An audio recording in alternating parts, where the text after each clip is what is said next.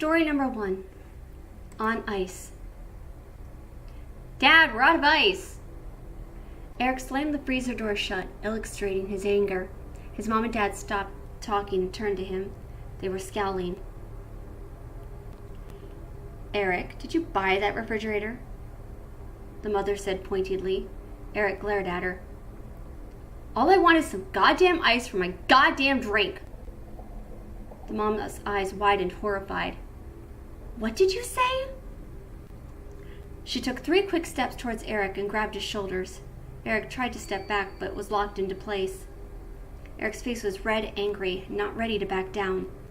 The mom was awaiting an answer. Her eyes seemed to be getting wider. Then her right hand shot behind her and open palmed.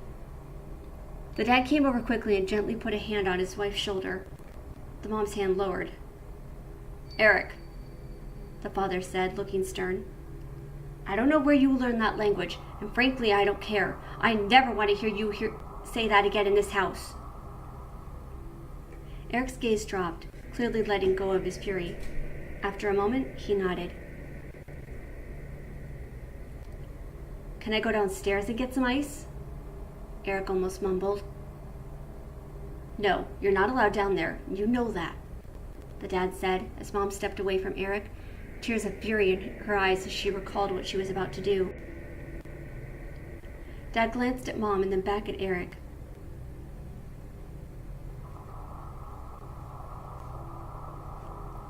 Sit at the table and wait. I'll be right back. The dad stared at Eric, waiting in confirmation. Eric slightly nodded, and the father nodded also, more to himself. Sit tight, sport, the dad said, heading out of the kitchen. He went to the basement door, glanced back to see if he heard someone say something, and then opened it.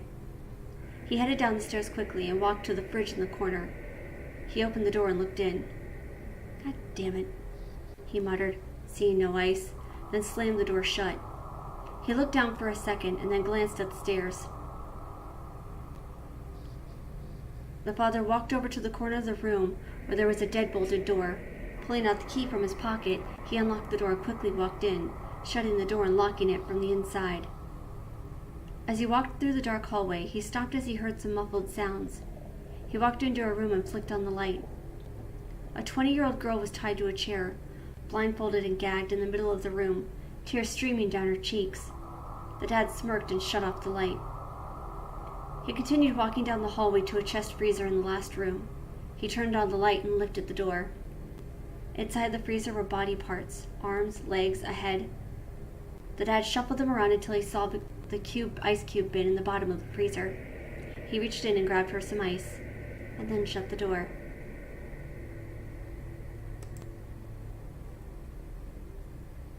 Story number 2, Mommy's Baby. You always wanted to have a baby. So when your belly started growing, you were so happy you cried. You and Daddy shared the news with everyone. Every child is a gift from God, you said, no matter what parts it has or what it looks like. You told them you would take care of me, even if I came out sick. You told them that you would love me forever, but you didn't. During your checkup, you were whispering to each other. They said I wasn't normal. They said they had to take me out, right now. And you just said okay. You weren't a very good mommy. You didn't protect me from the green lady, the one who cut me out of your tummy. And then you were screaming and pointing at me. Oh my God, was that inside me? It has hair and teeth. You really hurt my feelings when you said those mean things. But I still love you. And tonight I'm going to leave a big, smelly box. I'm going to leave this big, smelly box and come back home. Please. Pretty please. Don't be surprised when you find me in your bed tomorrow morning. Story number 3, A Mother's Instinct. Last night I woke up to the soft whimpering and crying of my little daughter Sophie. As a mother of already 3 children, I have a really light sleep. And to be honest, I don't even really dream of such thing. And me, a careful, overcautious mother, as I am, wake up to every single noise the baby phone makes to my bed makes.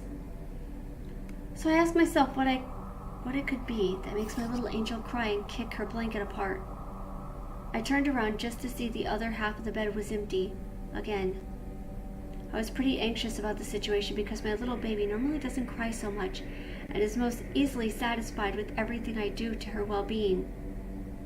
Quietly I stood up and made my way upstairs, tiptoed softly up the staircase up to Sophie's room. I pushed her door just a little bit open, but suddenly paused. When I saw Sophie laying in protective arms, how he weighed her fatherly in his arms to calm her down. Sophie cooed softly as he caressed her head with one hand, letting it slide over her tiny body. I've dressed it into a pink romper with little sheeps on it that evening.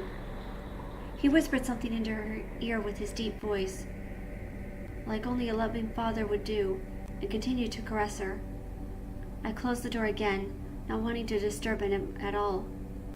Quietly, I sneaked down the stairs and back to my room again, closing the door and locking it behind me. I grabbed the phone and called 911. I'm a single parent.